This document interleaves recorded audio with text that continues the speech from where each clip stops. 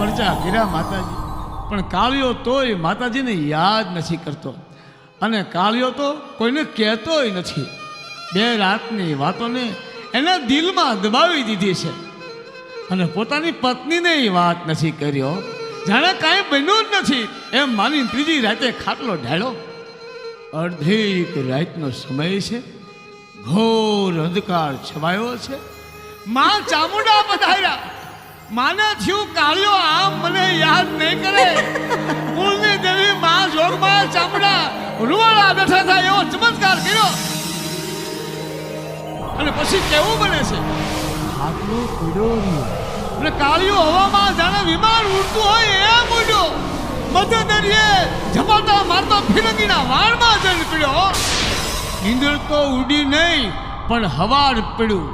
ફિરંગીઓએ એને ઘેરી લીધો, હાથ પગમાં બેડીઓ નાખી, અને પછી